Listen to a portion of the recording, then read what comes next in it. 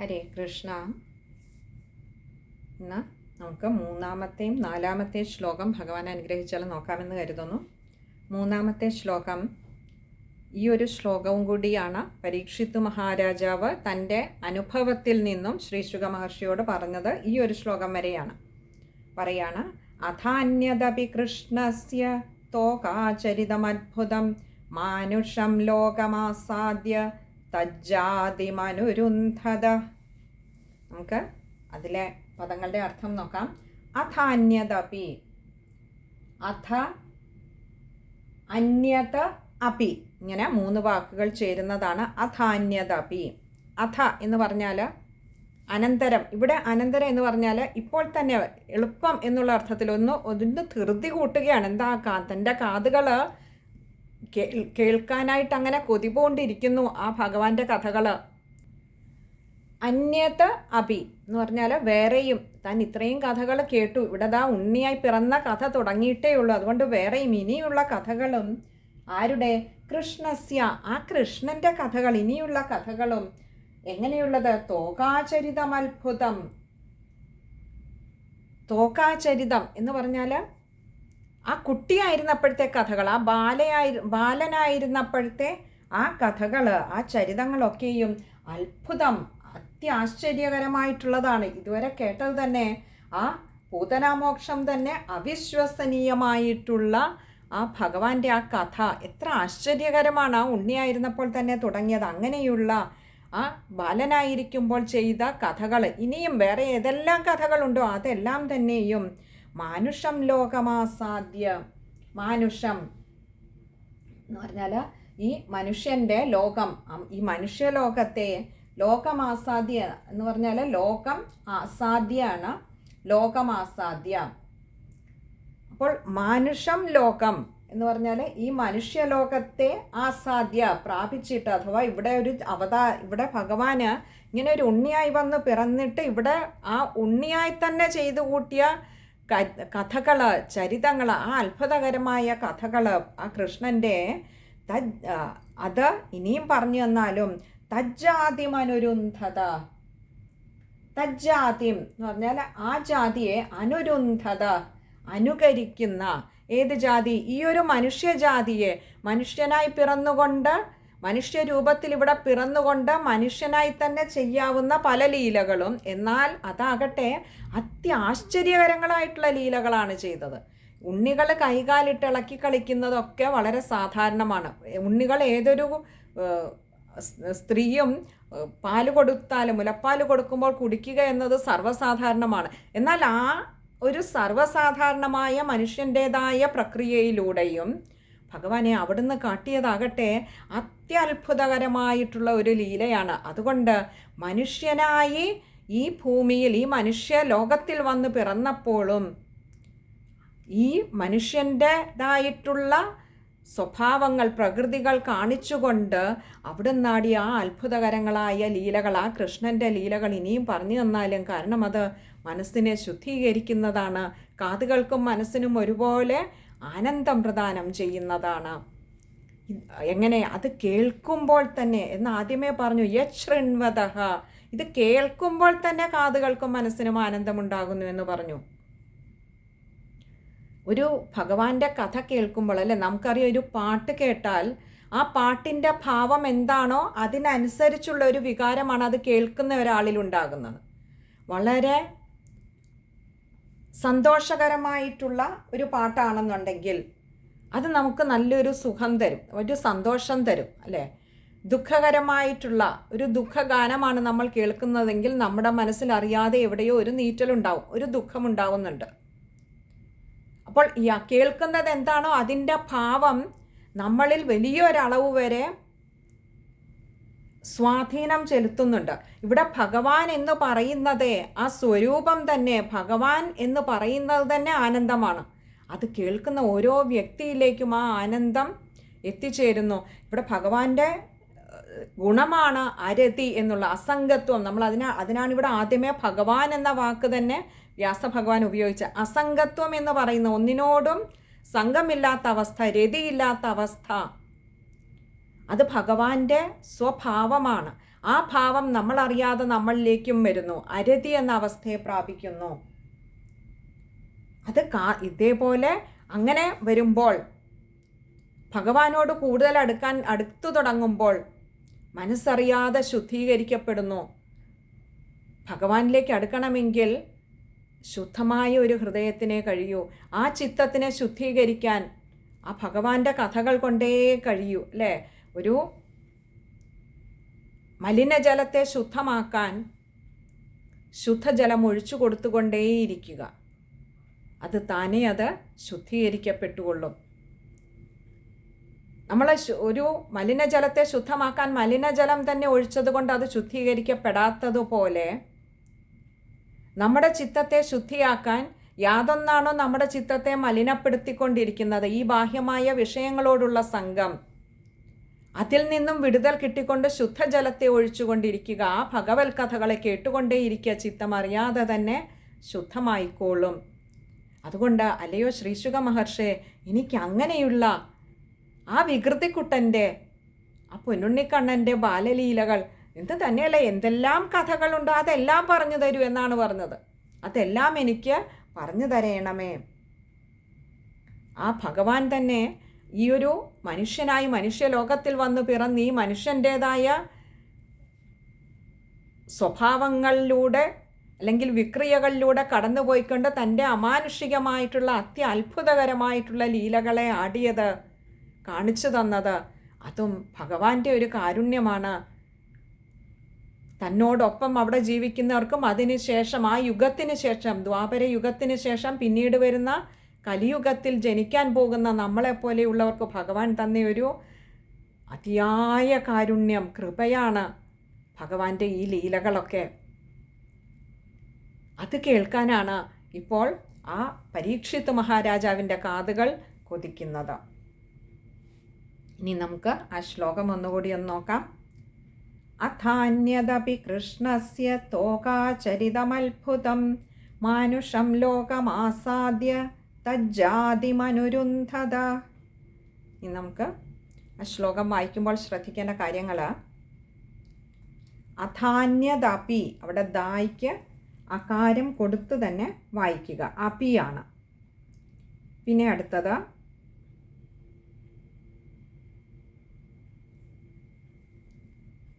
തോകാചരിതം അത്ഭുതം. തോകാചരിതം അത്ഭുതമാണ്.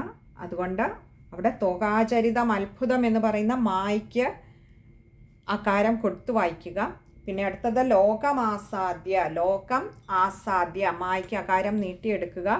തജ്ജാതിം അനുരുന്ധത, തജ്ജാതിം അനുരുന്ധത ആണ്. അതുകൊണ്ട് മായ്ക്ക് അകാരം കൊടുക്കുക. ഒപ്പം ഒടുവിൽ വിസർഗമുണ്ട്, അതിന് പകുതി ഹകാരത്തിൽ വായിച്ച് നിർത്താനും ശ്രമിക്കുക. ഇനി ഇത്രയും കേട്ട് കഴിഞ്ഞ ശ്രീശുക മഹർഷി ഇതാ പറഞ്ഞു തുടങ്ങുകയാണ്. 4ാമത്തെ ശ്ലോകം.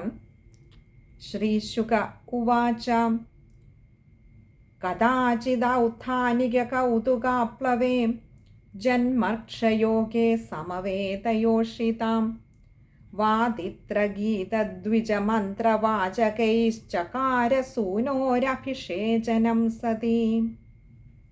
നമുക്കതിലെ പദങ്ങളുടെ അർത്ഥം നോക്കാം. കഥാചിത്, കഥാചിത് എന്ന് പറഞ്ഞാൽ ഒരിക്കൽ. അപ്പോൾ ഇനിയും കഥ പറഞ്ഞു തുടങ്ങുകയാണ്. അടുത്ത ലീലയാണ് ഭഗവാന്റെ. ശ്രീശുക മഹർഷി പറഞ്ഞു തുടങ്ങുകയാണ്. പൂതനാമോക്ഷം കഴിഞ്ഞു. ഇനി അടുത്ത ഒരിക്കൽ എന്ന ഔത്ഥാനിക കൗതുകാപ്ലവേ,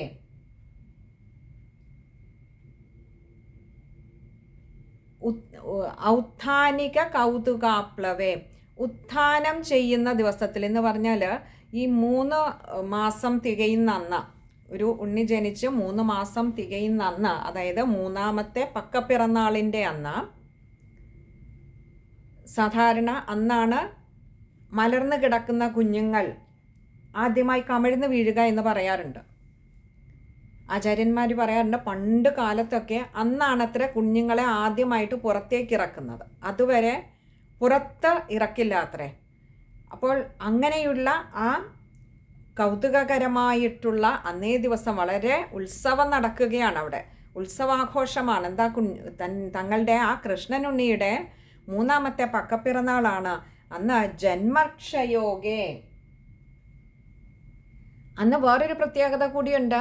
ഭഗവാന്റെ ജന്മനക്ഷത്രമായിട്ടുള്ള ജന്മക്ഷ യോഗേ, ആ രോഹിണി നക്ഷത്രം കൂടി വന്നു ചേരുകയും ചെയ്തു.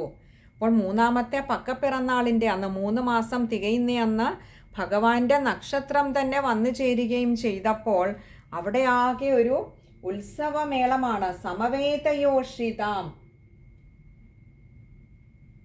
എന്ന് പറഞ്ഞാൽ അവിടെ അന്ന് ധാരാളം ആളുകളുണ്ട്. ആ ഗോപസ്ത്രീകൾ, ഗോകുലത്തിലെ മുഴുവൻ സ്ത്രീകളുമുണ്ട്, ഗോപന്മാരെല്ലാവരുമുണ്ട്, ധാരാളം ബ്രാഹ്മണരുണ്ട്. അത് വലിയൊരു ആഘോഷമാണ്.